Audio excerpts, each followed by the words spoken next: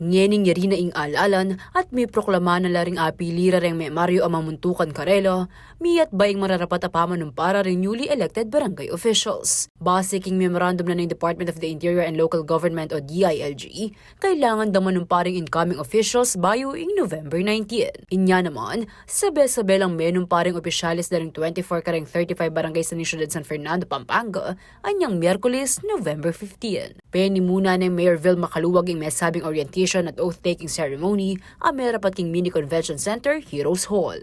Bistaman eno kaalyadong kaluwag deng aliwang sinambut, agkatano reni amisawsawp at miadwangan king obra para kareng Fernandino. Let us all work together kasi kailangan ding constituents tamo apag silbian tala. Pwede tang partisan tamo, pwede tang makanyan So, ita mo nga sabi ko da, kailangan maging tututa mo ketang kakampanyata mo niyang panahon na mangampanyata mo, aliway tang kampanyata mo, kay bateman pala tutoy sa sabyanta mo.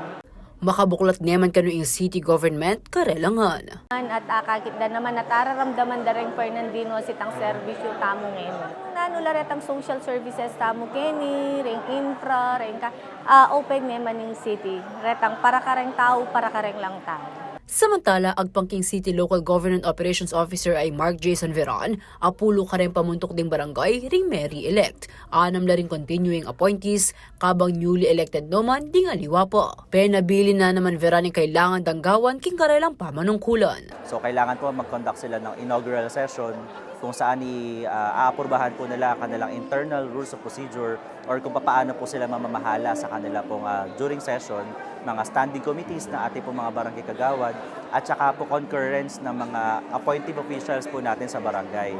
So ito po yung unang dapat nilang magawa at meron din po tayong timeline for the first 100 days.